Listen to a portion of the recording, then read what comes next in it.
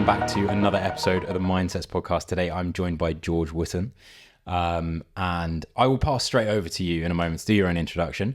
However, for those of you that might be new here, my name's Angus Cook. I'm the host of this podcast. You guys haven't got rid of me.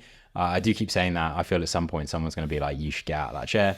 But together we talk to different athletes. We find out more about their own story and career.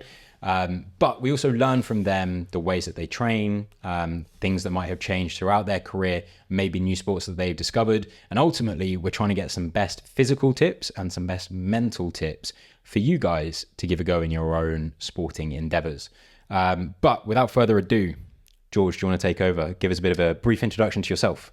Yep. So obviously I'm George. I'm the founder of Theta, compete in Hyrox and from Worcestershire, that sort of area. And yeah, that's pretty much it. I think we'll answer most of the rest of it when we get started. Exactly. Now, on that, there's some interesting things to talk about there. Talking about interesting things, there's been some recent changes to the podcast. So for those of you that have been following on the social media, if you're not already, then go over to @mindsets_podcast and drop it a little follow. You'll have seen that we've done a recent rebrand. So I hope you guys all like the new logo. And one of the other things we've changed is we've brought in a new portion to the episode. So we're now onto the show and tell. So show and tell is an opportunity for each person that comes on to show something. Usually, I guess it's related to their career or something that they find interesting to tell all the guests about, essentially. And you've brought some things along with you. Yeah. So the thing that I actually wanted to bring, I haven't got anymore. We moved house and it's been lost. It was the medal I got for winning the under 25 kilo British Jiu-Jitsu Championship when I was like 10 or something like that. But we lost it. But the stuff that I brought is basically the same. It has the same story, I guess, behind it. Go for it. I'll get it out.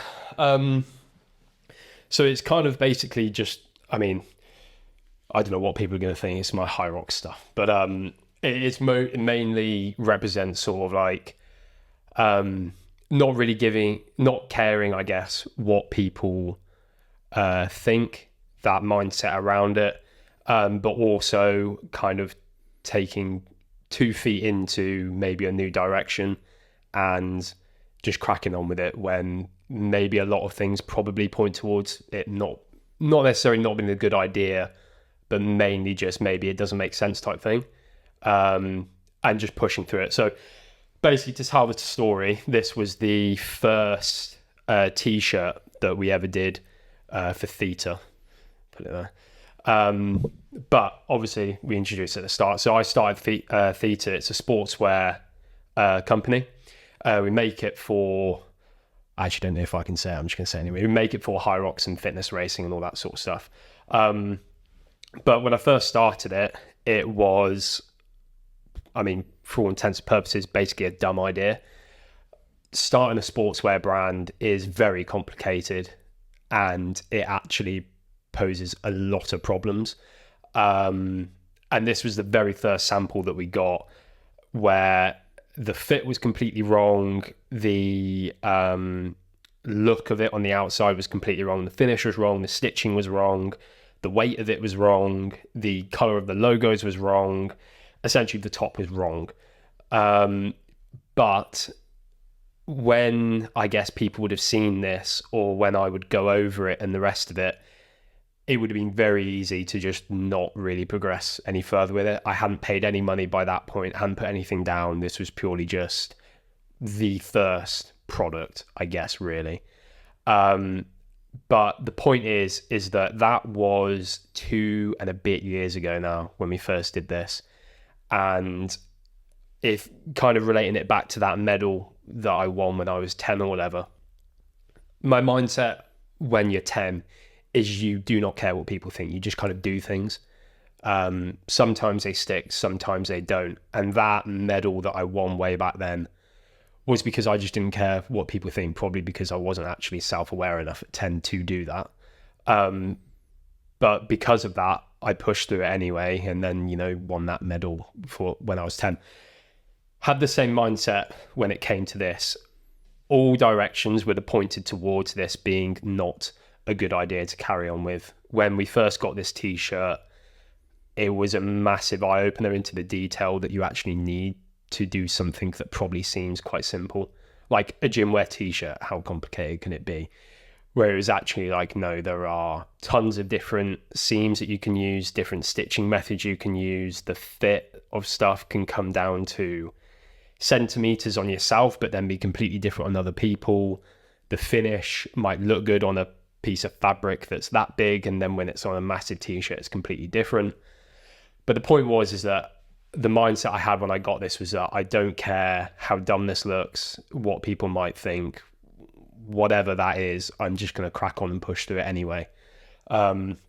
Which essentially led through to now a week ago, getting the medal for finishing at the World Championships for Hyrox. That's a nice medal, that one. It's good. It's basically, it's proper. Again, for people that are listening, give that little ting into the microphone again that you're doing there. That's solid metal for one. It's like black metal. It looks cool. It looks sleek, and it's got world champs on it.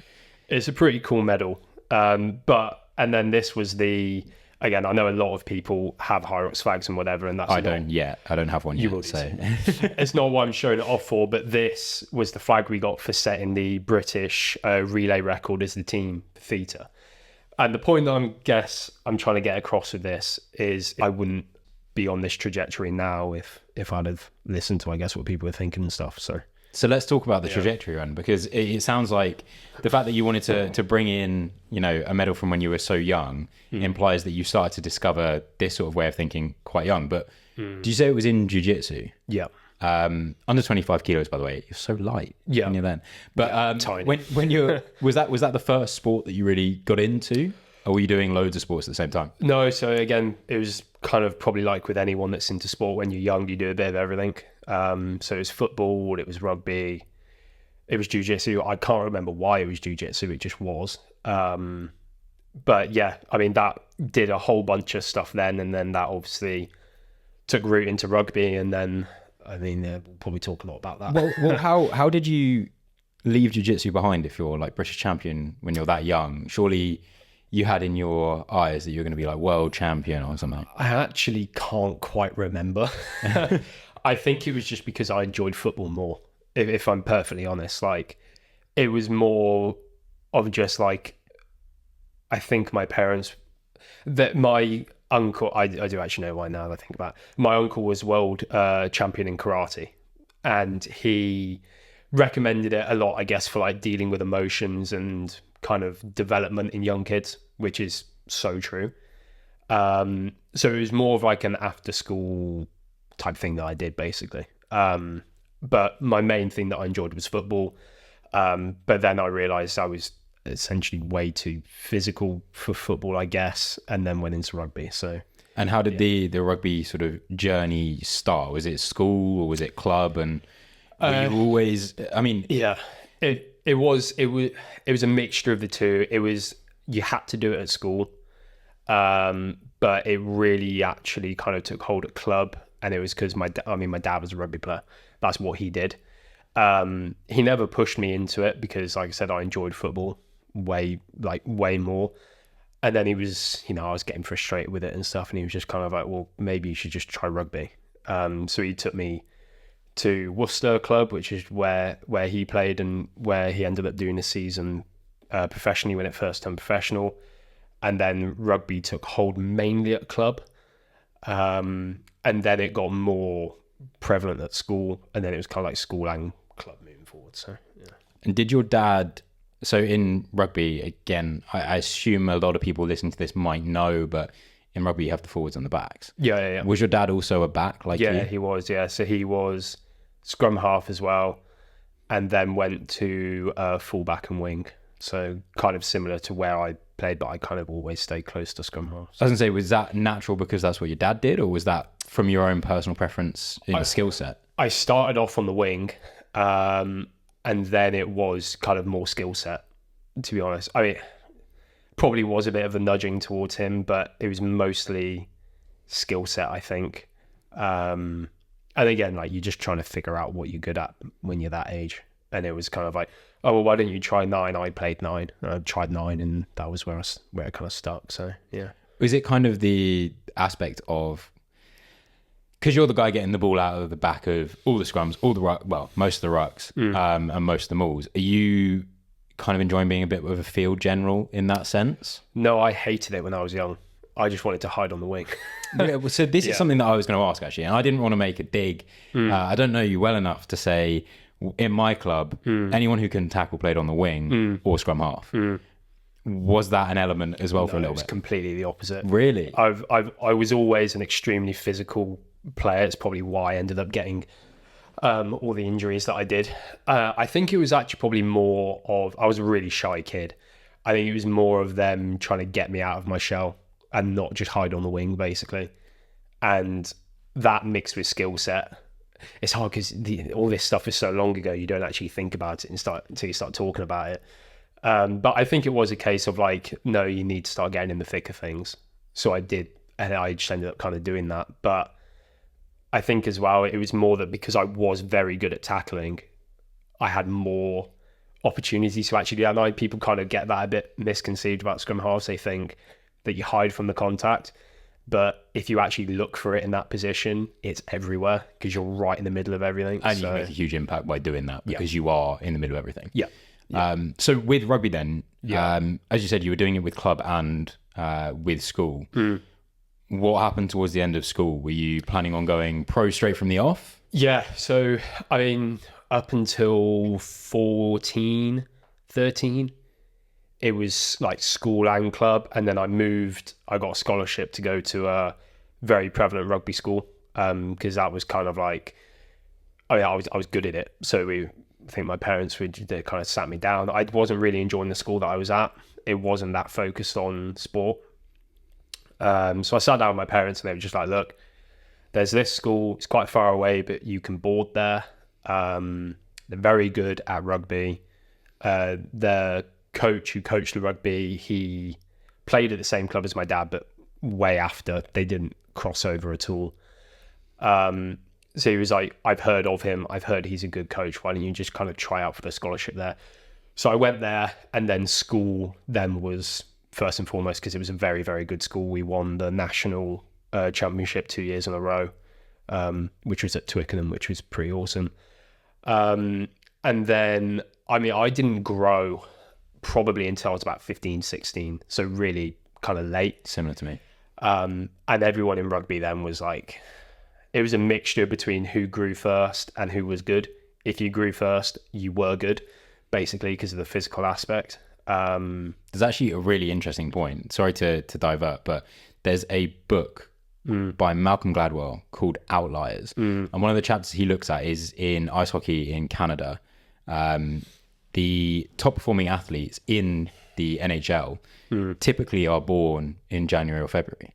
And that at first seems like a really weird thing, but the way they do their sort of ages for competing when you're younger is it's a calendar year.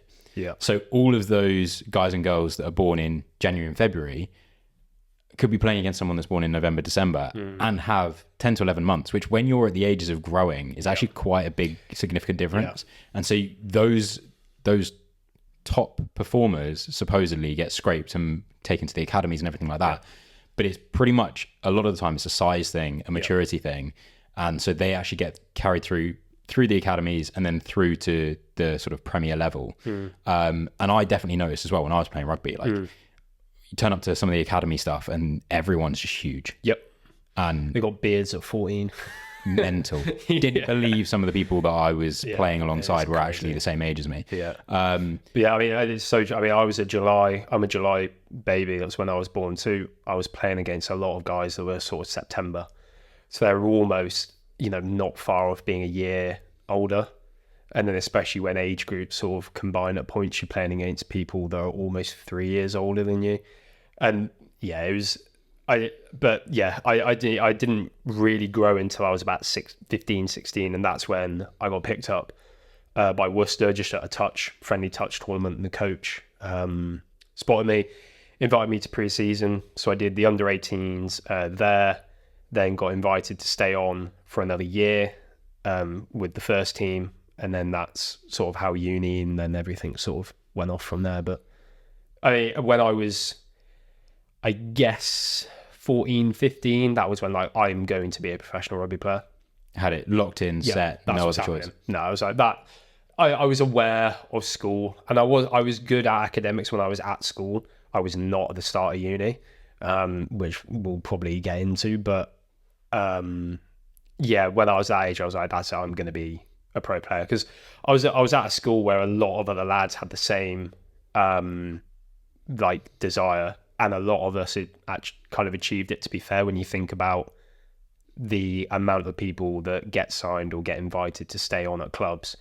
There was a lot of us that actually achieved that. So it was kind of like the norm, I guess. It was like that was what was expected. Considering that's the sort of environment that you were in, what was and obviously you had these goals, what was the training that you were doing at that age to kind of secure that goal? It broke me. Like, it's what broke my back. Like, I'm trying to think, like, when we were in the sixth form, so that was when you're playing first team rugby for your school, we had training at school on a Monday, and then weights and training at Worcester Monday evening. We would have contact training at school on Tuesday after school, because that wasn't programmed into, like, at my school, at the end of every day, you would either go and do sport or you would go and do an activity, and the day wouldn't finish until 5:30. So on a Tuesday after 5:30 is when you did that. So if you were a day pupil, you just stayed. If you were a boarding student, that was like your downtime. You just did that then. So we do contact on the Tuesday, which it was brutal, basically. Wednesday after Christmas, that was when cup games were. Before Christmas, there weren't any cup games. Thursday, you had off. No, Thursday, sorry, we were into Worcester. Friday was team run at school. Saturday was game at school. Thursday you had off. And that was every week with gym sessions at lunchtime. And that was just for... if you were doing pre-season at an academy, you'd start in July, and that would run, and because of cup games, that would run through till March. So for me, that's what ended up giving me the stress fractures in my back, was because, I just did all of it pretty much at 15, 16, and finishing at 17. That was when my back went, but it was probably about a year and a bit. I think one of the main things that's process, which at first you look at people that make it to the pro level, and you say, well, it's ridiculously intense training that takes you to an elite level, but at the same time, there's so many things that need to be factored in terms of your body. And something that I experienced myself was my body didn't keep up with the fact that I was growing. So going through that, and then the fact that, as you said, you hadn't grown as quickly as other people around you, means that you're basically taking on 1 to 1.5 times the load that everyone else around you is. And then you're just trying to keep up. You're growing, things are having to adapt, but not necessarily adapt in the right way. Yet, because you've got the same goal, you need to train in the same way. And you also, at that age, especially as you say now, you don't really think about it until you start talking about what it's like back then. You don't think about it. You kind of just, all you have around you is actually parents and more mature people that say, oh, you're young, it's fine when you're young, you don't feel it. And even if you do feel it when you're young, you're like, oh, I'm young, so I need to take advantage of not feeling it now. But then that leads you into breaking your back. So was that a culmination? It was. Like you said, it was, I was still growing at that point. It was all the running, it was all the weightlifting, it was all the contact, it was all of it, basically. And then it got to the end of my lower sixth year, where we played the semi-final at Agons Park at Saracens, and my calves had like chronic cramp, the worst cramp I've ever had, at 60 minutes. And I was just like, I'm unbelievably fit at the moment. I'm 16 and my food is on. I'm hydrated. I've had my hydration tablets and everything, because, we get all of the lectures sort of around that at Worcester, which was fantastic that they would do that at an early age. But I was like, what the hell is going on? And then I just had like severe back spasms after that. which all the physios were just like, oh, it's just like, you're just getting back spasms, your glutes are underworking, like whatever. So I'd have like acupuncture on it, and I mean, on one of the times I passed out on the table because I was getting acupuncture on a back that was actually fractured, not just getting back spasms. Anyway, so look, you've got the national final for your school coming up, once a lifetime experience, playing at Twickenham and all of that, and physios who are professionals, they're telling you you're fine. You've just got spasms, like you can get through that. So you're like, right, okay, fine.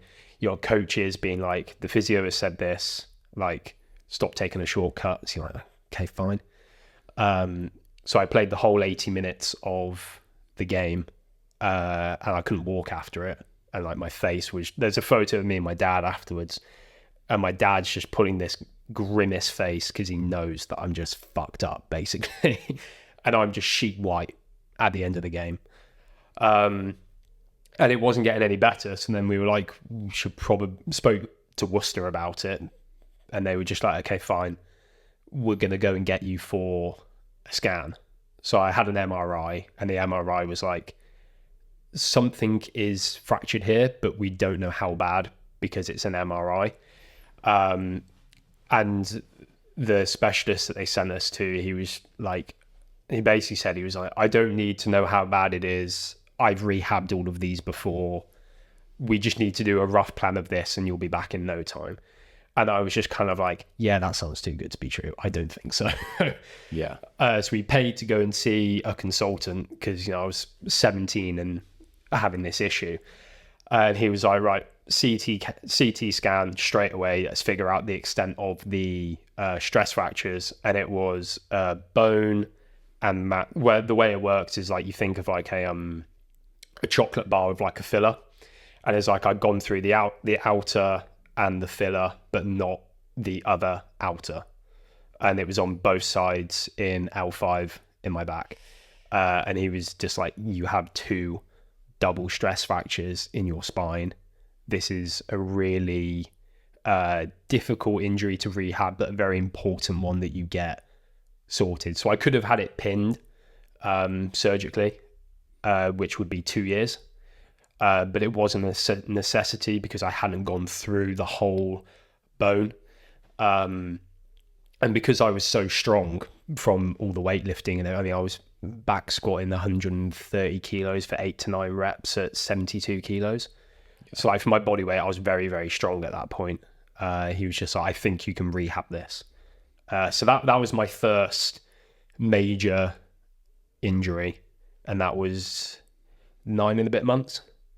And like I said, and all of that came from not being managed at a young athlete, the pressure of, I had the goal to be a professional rugby player. That was what I was. That was what I was going to be. And it was very much that if you didn't do that, the coaches, I guess, well, one, you'd be missing opportunities. So you'd be missing important games that you need to get on video and that you need to perform in front of the academy coaches.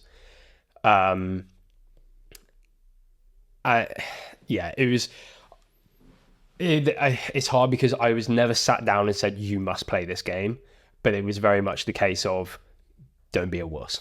Do you know what I mean? I've experienced, there are times where, and it's very difficult as a coach, and I've been on the end of it as a coach, when you have a player that's injured, because one thing that you have to be aware of as a coach is you are a direct influence on your player. Yeah.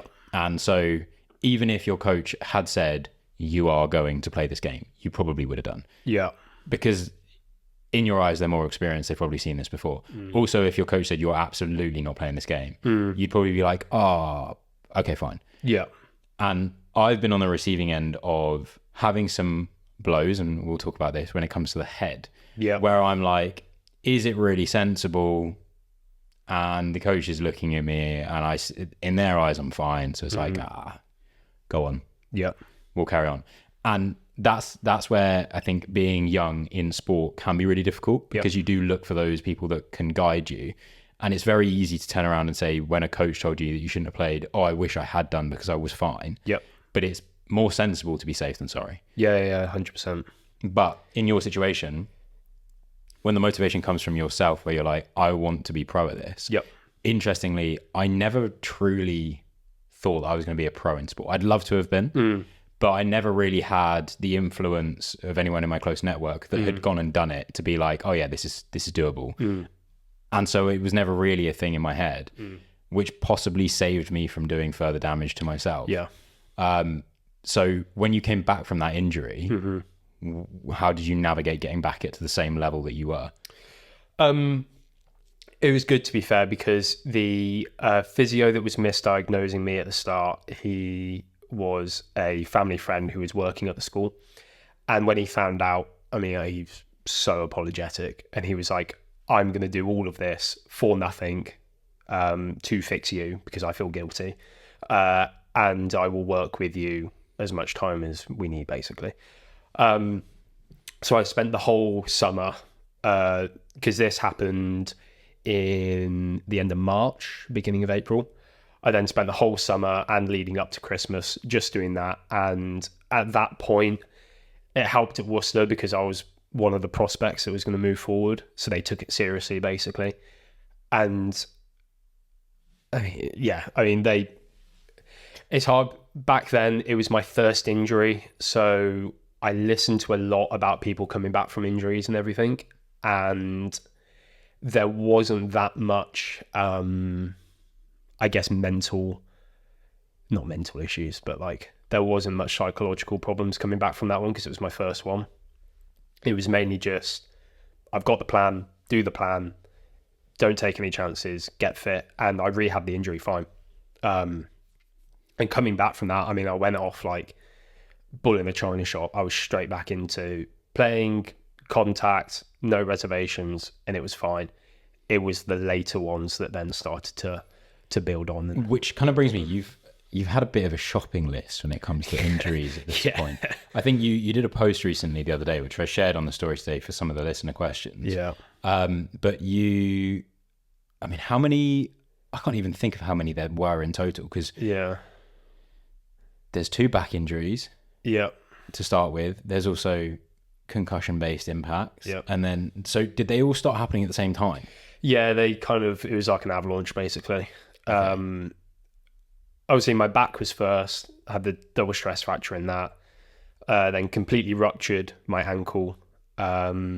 These aren't in order in time. This is in order in my body, so I keep it straight.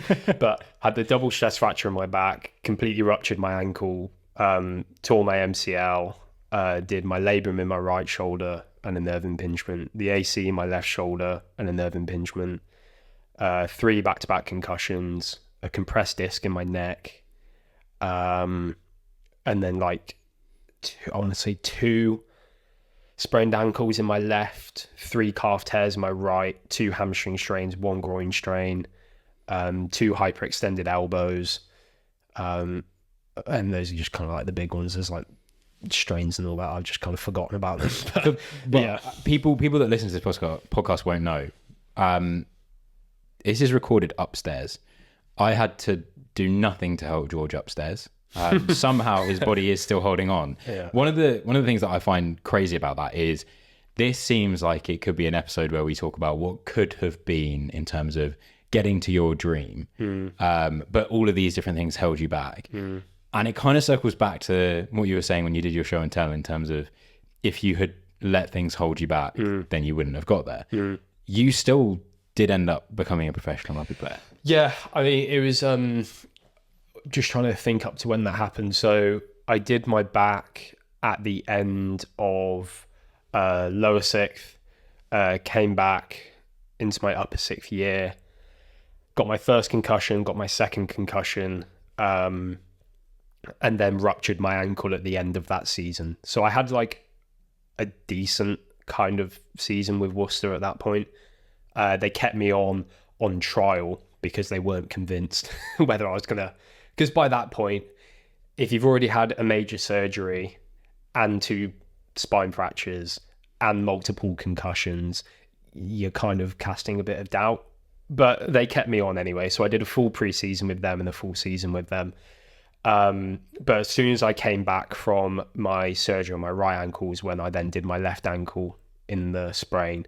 And then I got my third concussion when I came back from that. So it's the 3 concussions in a 6-month period. When that happens, you've then got to take an extended time out. Because I went for, I wasn't, it was a really bad final one, to be fair. I don't watch it back because it was not great. But I don't really remember a thing from it. But apparently I just wasn't recovering from it. Even then when I came back, I was getting headaches and stuff in training.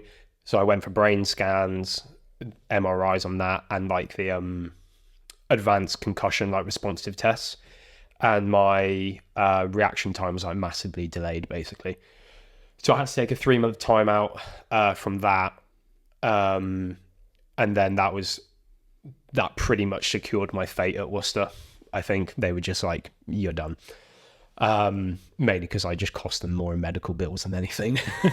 Well, but yeah, I want to talk to you about what that was like. But one of the things I want to talk to you about is mentally. Yeah, we've had a few guests on that have gone through different injuries. It's a pretty common thing at some point. Yeah, in your athletic career, you will get injured, sadly. But people deal with it in different ways. For the number of injuries that you went through and still to be playing at that level, what was it that was motivating you while injured, unable to play, to keep that dream alive? I just really wanted to be an athlete, I think. Like, it's hard because when you're in the thick of it, you just kind of crack on. One was pressure. It was very much expected.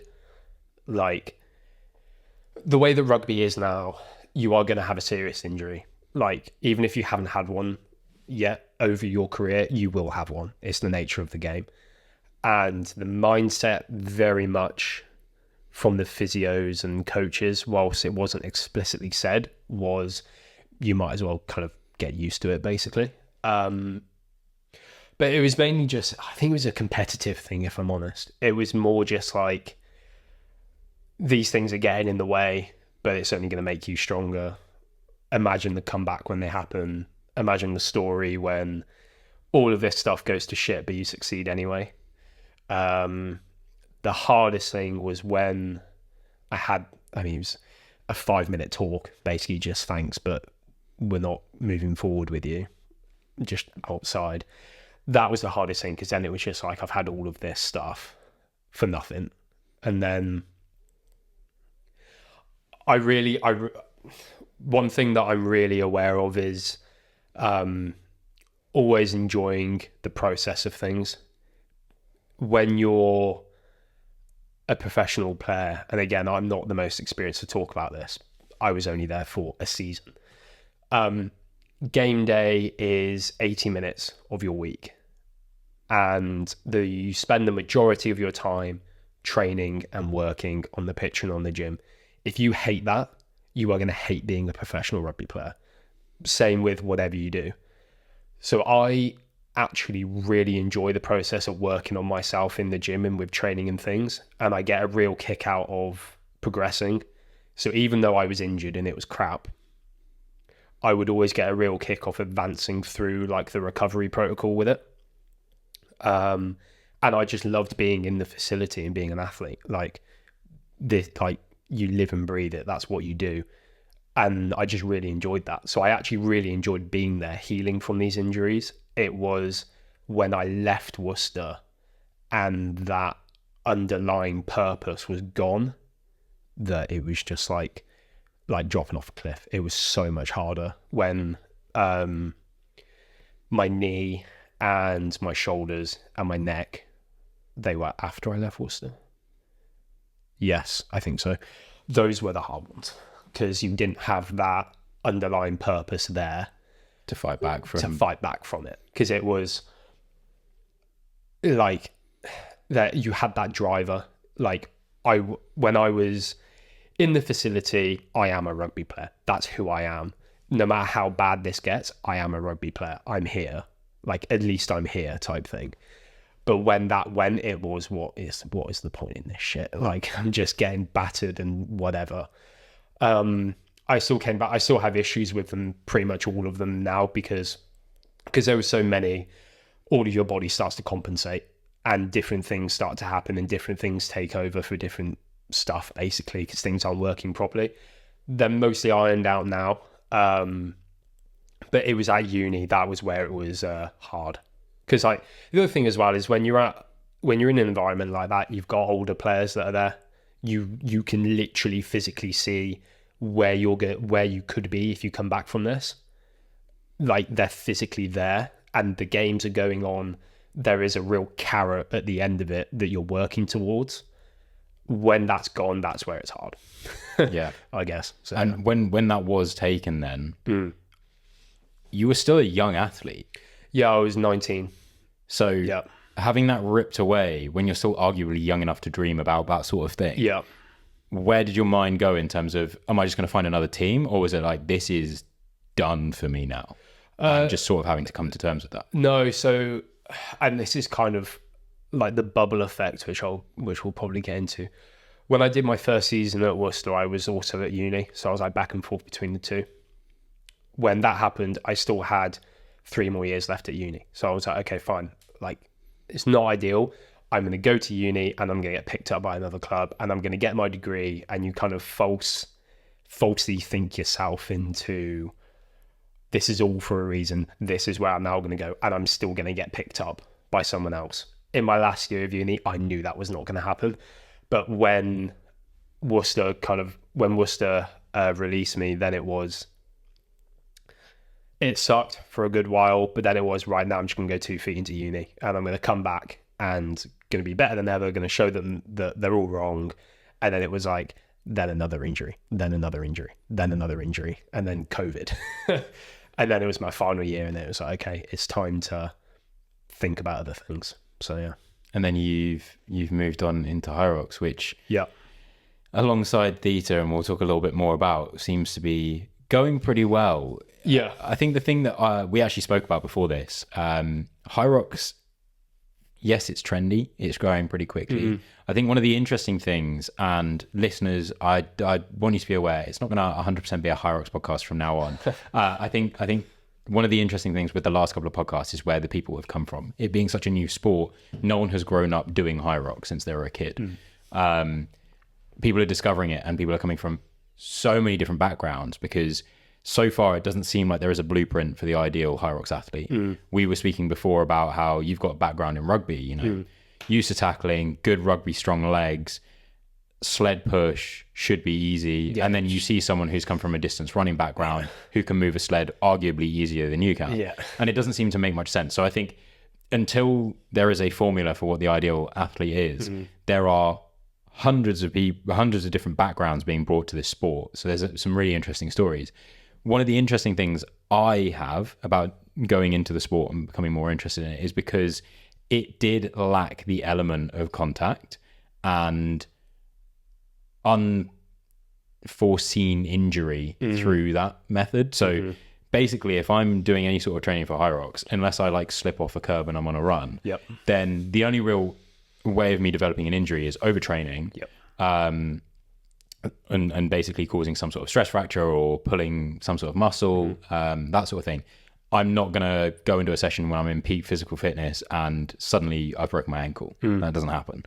Or ideally it will never happen. Was it the similar sort of attraction for you going towards a sort of multidiscipline sport?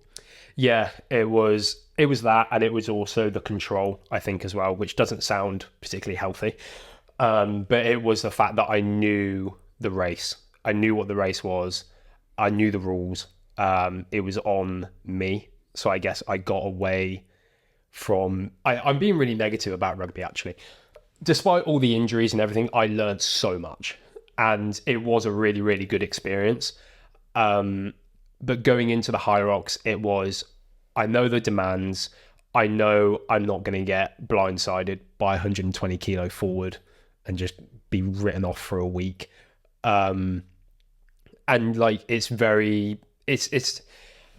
Hyrox is a very it's kind of like a grinding sport. It was like, you can get good at it. you've just got to put in the work and figure it out. Whereas something like rugby, and to be fair, if you're naturally a very good runner, you will be good at Hyrox. There is that case. But it's nowhere near as fluid as a sport like rugby with all the unknown predictors. I think one of the other things as well is there is less of a degree of luck. Yes. You can't really get lucky in Hyrox. If you're playing rugby, you could get a lucky bounce, you could get a lucky break, everything that could happen that could mask a poor performance. Yeah. In Hyrox, if you're having poor performance, you're going to know about it. And your development in the sport as well. Like there is a massive deal of luck with rugby, and that isn't to sound like there's a shortcut or anything. There are hundreds of unbelievable young rugby players that could be professional athletes, but it's did the right coach watch them at the right time to get picked up at the right time? Did they not get that injury when they had their spot picking thing the next week? Like there's a tremendous amount of luck with that. And then even in the game, there's the luck of, did you get the rub of the green with the ball bounce? Did the wind keep the ball in that actually resulted in an unbelievable 50-22 instead of you kicking it straight down the winger's throat? Like there's a lot of that. With a Hyrox, it is like, you can't get lucky and run a sub 1 hour. No, it's just not going to happen. Yeah. You have to be at that level of fitness for it. And that's what I really like about it. There is a bit of luck sometimes maybe with judges on some of the exercises. This is true. Something that we might iron out in future. Yeah, definitely. But it's such like a small point where like it's a much small, there's always going to be an element of luck in sport because it's sport, but it's much smaller, and it's a real sport that's kind of like a grinder that you can have control over, not in an obsessive way, but in like a you know what you need to work on type thing. Like if your running is very, very good and you can do it on fatigued legs, you're probably going to be okay when it comes race time. But you're not just going to pull 3:30 repeat 1Ks out of your ass. Like, it's just not going to happen. I think the other thing that's also quite interesting about the way that the sport's developed is because it's so there's a lot of stats that are available. So if you compete, by the way, for people that don't know, if you compete, you wear a tracker and you can see how long it took you to do everything. I come from a background where I've played things like American football where you heavily rely on game film. And I'm aware that happens at all pro levels of sport now. You heavily rely on watching the other team, watching your own performance to better yourself. But what you can't necessarily do is directly compare your performance with someone that's at the top level in the world. Whereas in less than 30 seconds, thanks to the world of technology today, I could pull up the world champion of the Elite 15 splits this year and compare mine to theirs and see where I need to improve. And that's one of the most amazing things is you have direct access to how to be the best. And then ultimately, like you said, it's about putting the work in. It's the best thing about it. It's like, how do you quantify how good Anton Dupont is at rugby? Like over how many games, over what performances, who was around him in that team? Like it's really hard to do that, which puts a lot of subjectivity on it. Is that a word, subjectivity? It'll work. It'll work. But with a Hyrox, you can literally pull up the top 5 guys in your age group in the world. I mean, this is me and my coach are literally doing this next week because I'm moving up an age bracket. Is literally write down all of their times, take a mean, put your last time in, and just chalk up where you need to improve to get to that level, and then put a plan in and just do the plan. Like that, it's why I think it's growing so well. Is one, it's the accessibility of it and the inclusivity, obviously, but it's also how open and accessible it is for you to actually get to that level, because it's just a time. It's like if you want to be a professional footballer or a professional rugby player or whatever, you need to go to the right most of the time. You need to go to the right school. You need to get into the right academy. You need to go through the pathway. You need to get the contract, and then you need to perform. You need to perform throughout all of it, but then you also need to perform. With this, it is literally you can tip up to any race, and it's all down to your time. And anyone can get that time. It's just takes time and how much you can put into it. And if you want to get it, that's another thing as well. If you actually want to get to that, not everyone wants to, and not everyone should, I guess, want to, because it could just be for fun, or, you know, you could want to be getting into the Elite 15. But that's why I think it's boomed so much, is that anyone can get that time if they get to that point in fitness. So. Yeah. And like I said, I want to reiterate, as much as I'm currently training in Hyrox and everything like that, I will try and keep it away from being the direct theme of the podcast from now on. But there are some interesting people like George as well, and Charlie, who came on last week. So I think I will open up more about what I'm doing training wise in those episodes, and I will keep myself to myself in some of the other ones. Now, I do that for the reason that I care what you guys think and what you guys want to be involved in. And moving on to that very point, we have the listener questions. Yeah. So first of all, apologies for those that saw on the social media. There was a technical difficulty in uploading a story to ask you guys for some questions. So we didn't get as much time as we normally would. However, we still have some snappy people. Nice. And arguably, pressure makes diamonds, people, because we've got some excellent questions. Brilliant. So the first question comes from Danny.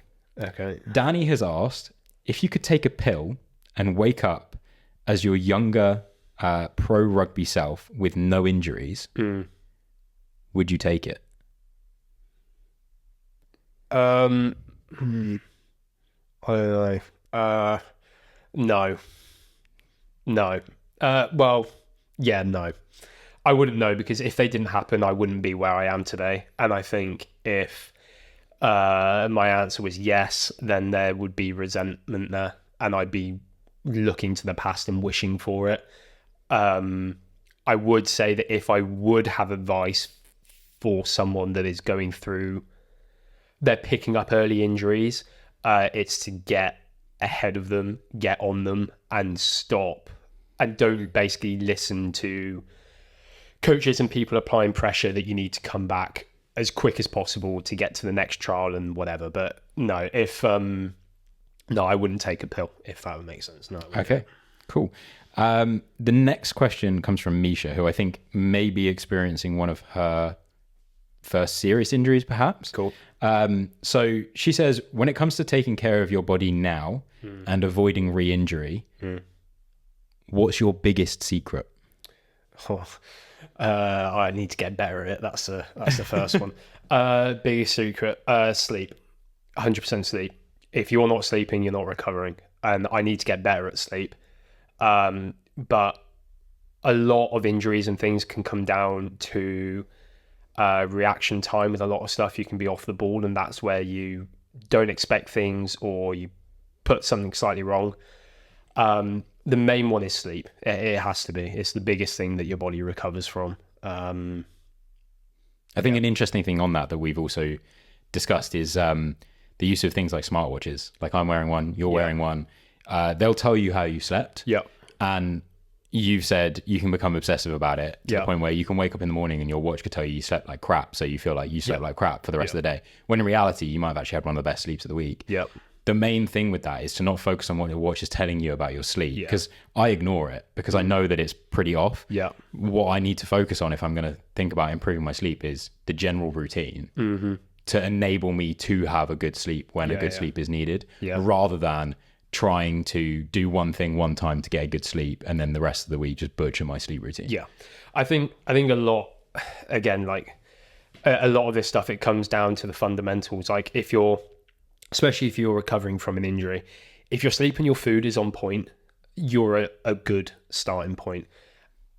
If you're doing all the rehab, using all the ice baths and everything that you want, but you're not getting the sleep and you're not eating well, you're talking about like droplets of water in a bucket.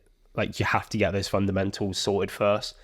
And, things like your watch and all of these things, they can help you with it. But a lot of the time it comes down to actually, how do you feel when you wake up? Like, if you feel knackered all morning, you probably need to change something that's going on with your sleep schedule. I'm not an expert in sleep or anything either, by the way. But yeah, I think... Say you're not an expert. Definitely. You've been doing it every day of your life since you were born. That's true. Yeah, mostly, yeah. So the last question comes from Chris. It basically, around this time of year, there's a lot of talk about mental health. Yeah. Obviously, we talk about men's mental health in November with Movember and everything like that, but there are continuous drives at different points in the year. So it's a big topic. Now, based on that, Chris wants to know, how is your mental health, especially post-Worlds? Because after you compete, Yeah. you can get into a bit of a 100%. competing blue. So yeah, where are you? How are you doing? Yeah, I'm good, to be honest. Like, mental health's a funny one. Yeah. But yeah, I mean, post Worlds, my immediate want is to get onto the next race, and it's to get straight back into training. And I was speaking to my coach about it, and he's actually just told me, as much as I hate it, to just go and train for fun, basically do what I want to do for the next couple of weeks before we get into another camp. And I'd say, like, again, what is really important, I think, with the mental health is the balance of highs and lows. Competing at something like Worlds, no matter how you do, is a massive high. And it's really easy to just be consistently wanting to chase those. And honestly, I'm more using this period now as like a reflection point. It's more, I've just had a massive high with Worlds. And it's like, go through the process of potentially understanding what got you there. Because the thing with highs is that it's one, sometimes I guess a bit easy to read your own press with them. And if you do that, you're actually staying stagnant. You're not actually advancing anymore. But you can kind of ignore them and just embrace them and everything. It's like, no, this is a really good opportunity to potentially figure out what did you do right to get yourself to that high. And that's pretty much what I'm doing now, is we're figuring out what daily habits, what actual training, what all just worked well to get to that point of being able to compete at Worlds. Just figuring that out now, having a reflection point, and then understanding that moving forward. That's pretty much what we're doing. Having said that, I am still a bit like, I just want to go back to the south of France and do another World Championships, because who wouldn't? But it's mainly just, don't get too obsessed with it, and always try and stay more towards the middle. Like, that was a high, really grateful for it, very happy that it happened. They're not going to be happening all the time, so don't get obsessed with chasing them. Understand what led you there, and now just start to ease back into cracking on again, I guess. Yeah, I think one of the approaches I have taken with previous forms of competing is, there are times in the lead up to the event where all you would like is a night or a week off. Mm-hmm. And then you do the event and all you want to do is train. Yep. And it's trying to take that kind of overall approach of, neither of them is going to happen when I want them to happen. But I'm going to get both of them. So like, take advantage of both of them. Absolutely. Because the only reason that you feel the high is because you did all of that work. Yep. And then you're feeling this, I guess, low, because that's what you need to feel to actually motivate you to get back to it. Because if you tried to stay at 100% the whole time, you would just burn out and you'd fail. So it's good to know that you're in a good place at the moment. Yeah, no, I think as well, with everything that happened with with rugby, I had a lot of highs with rugby. I've been very negative about it today. I had some really, really good days with that, and I had some really, really low days with that. And it's now, I have an appreciation of just those highs and those lows. And the highs are fantastic. Enjoy them. You have to enjoy them. Don't be one of these people that's always got your head in the sand. No, I must keep grinding and all the rest of it. It's like, no, they're not common. Enjoy them when they're there. After you've done that, start to understand potentially what got you there. And on the other side of it, it's the lows, where there's probably always someone who's had it worse and done better than you have with it. So it's not the end of the world. But also the lows are where you learn, and that's where you get better. So they're almost kind of a good thing in the big picture. Yeah, that's it. You don't see it until you look at the big picture. In the moment, and again, this is kind of, it's a hard thing. We're very present. I think this is going to sound a bit weird, but as humans, we're present. We view time as right now. A week from now doesn't really kind of make sense to us. We just know it's going to come, but we know what's happening right now. When the lows happen, they suck because you're experiencing right now. But just have, I guess, the faith or the belief that in 4 months' time, you're going to look back on that. And if you handle it well, you're probably going to go, yeah, I learned a lot from that in the big picture type thing. So it's like, don't get too down with the lows and with the highs. just don't be obsessed with chasing them all the time, because then you'll actually probably find you force things, and then you'll actually probably set yourself up for a massive blow. Yeah. So, yeah. Okay, great. Well, that rounds off the listener section. Guys, if you weren't aware or you're new to the podcast, every time I have a guest on, I like to give a bit of a summary of the person's background, to give you guys an opportunity to get direct answers to your questions, especially if you have a specific interest or you think that there is some sort of advice that you could get from someone that has maybe been there, done that, or is actually where you want to be. So do check that out on the socials. That's another reason to follow. Again, it's at mindsets_podcast. If you're watching on YouTube, it's actually right here above the plant. If you're not, then I've just told you where it is. But this brings us into the next section of the podcast where we do a bit of self-reflection, which I think is something that athletes don't do all that often. No, let's do more of it. So what would be 3 pieces of advice for a younger version of yourself? So effectively, the way to think about this is remove me from the chair and replace me with a younger version of yourself. It don't have to be one singular version. It could be 3 different variants. What would you tell your younger self?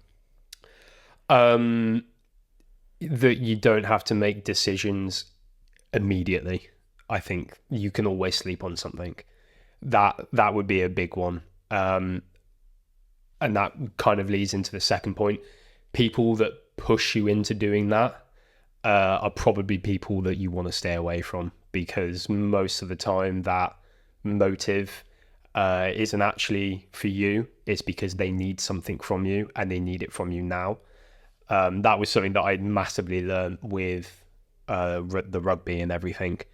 There was a lot of pressure to say yes to stuff without considering what was potentially best for yourself first.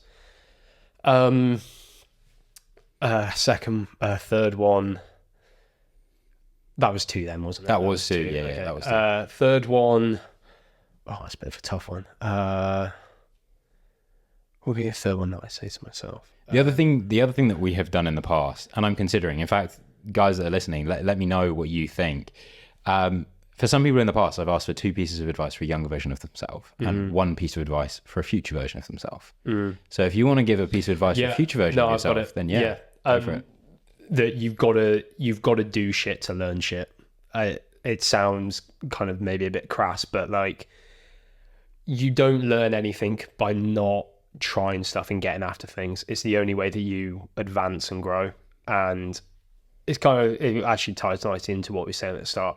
If you're too worried about what other people are going to think, you're never going to develop, and you have to give stuff a go, even if it ends up completely tits up and it's awful. You will have learned something from that, but not doing things, you will just stay the same, and you will stay the same and you will get older. And that's probably the worst outcome that you could potentially have. So yeah, it would be, you've just got to try things and don't be afraid, I guess, of how it makes you look or how you come across, because it's the only way that you can learn stuff about yourself. Fantastic. So now we do have one more question. nice. So the next part is where we have a question from the previous guest. So the previous guest being Charlie last week, he asked, if you could have dinner with anyone, past or present, who would it be and why? And I actually said to him that I would not answer on the spot because I hadn't had a proper chance to think about it. But I would give an answer in this episode. Now, before I give my answer, I would like to know who you would go to dinner with, past or present, and why. Lance Armstrong. Interesting. Yeah. Go for it. Tell me why. I mean, there's just a lot to unpack with that guy. Like, one, like, because I guess my injury history, what drove him to get back from his cancer and everything, because that, regardless of the doping, which I think overshadows a lot of stuff, that is insane what he did with that. And then that would lead on to, like, why the doping, like, what were the pressures? And I need to read up more about him to really understand it all, but it would be like, why the doping, what were the pressures, what was at stake, and the rest of it, and then how he dealt with the flip side of it. Like, did he just not care when it all came out, or did it actually really kind of crush him when he had to come to, because when you're in the thick of things, you're just taking action and you're doing stuff. You don't really, a lot of things don't settle with you until when everything's done. So I'd really want to know, like, how was he when he obviously came out with it all? How did he settle with that? Did he regret it all? Did it crush who he thought he was as a person? How did that really react with his family and close ones? And how is he kind of, I guess, maybe forgiven himself? I don't know if that's the right thing, but like, how has he got over it and moved forward? So like, kind of the stages of what he did and what happened with him and just how he got through it all. Because he's now competing in Hyrox and did the New York race. So yeah, it'd probably be him and just understand all the drivers behind it. Because like, clearly, I mean, no matter which way you look at it, he's lived a life. That's for sure. And just unpacking like how that all untangled and happened. I think it'd be a really interesting one. I think in a similar way, someone that has lived a life is probably who most people are thinking of. My answer, I was caught between two through this week, and I still really haven't narrowed it down. I thought I had. I would either like to talk to Tiger Woods or Serena Williams, because I think both have gone through points in their career where they've been absolutely loved and idolized and absolutely hated, and have yet just continued being arguably some of the best athletes the world will ever see, not just in their current time. But there's so many. I feel like generally, as people that are interested in sport, we have been absolutely gifted in seeing the likes of Cristiano Ronaldo, Messi, Serena Williams, Roger Federer, Lewis Hamilton. Some of us were old enough to watch Michael Schumacher at the same time, Tom Brady in American football, Tiger Woods in golf. Like, there has been a golden era of sport. And so being able to sit at a table with any of those people would be incredible. Yeah. I mean, when you actually think about it, you think about the time that all of those people performed in, like, it's nothing. And there's so many of them that are just insane. I think what you said as well, that whole loved and hated thing, like, to get through that, you've got to have a real intrinsic understanding of who you are. And it's very easy, like, if you're basing who you are off what people think and what other people perceive of you, like, they must have been all over the place. But to get through that, I mean, that'd be interesting. So obviously Charlie asked you a question. Yeah. I need a question for the next guest, and you have no idea who they're going to be. Right. So what would you like to ask them? It can be as deep or as stupid as you like. Where do you see yourself in 10 years' time, and why do you want to be there? Okay, I like that. It's a solid question. Yeah. So we will ask that question to the next guest. So for those of you that have tuned into this podcast for the first time, come back for the next one, because you will find out the answer to George's question there. Now, I guess before we do a bit of a round off, you touched on sort of the development of Theta. I'd love to know, I guess, briefly a little bit more about where you want to go with it, and what's the purpose for it. I mean, it's like, I've been kind of working on this a bit, and when you start a brand, you're always trying to make things kind of complicated and artsy-farty and the rest of it. It's basically to be the best brand in fitness racing. Like, that's the goal. It's when people do a Hyrox, we're the go-to brand, basically. I do want that to branch off into other things, like with ultras and Ironmans and that sort of stuff. But that's sort of that's for the future. But yeah, I mean, that's where I want it to be, pretty much. Amazing. So where can people that have enjoyed today's episode find Theta and also yourself to support along? Yeah, so Instagram is Theta_UK. Myself is George_Wootten, I think, Wootten. And then the website is thetaclo.com. Amazing. So don't worry, all of that will be tagged as well into all of these. So if you can't find them or you're struggling to, then just head to the description of the podcast or even to some of the posts on social media, and you'll find everything there. Likewise, I've said it once or twice already, we are at mindsets_podcast on everything. So if you find us in any other way and it's not that tag, it's not us. So please let me know so I can get it removed. But that has been another fantastic episode. Thank you very much, George, for coming on. And I look forward to seeing all of you next week.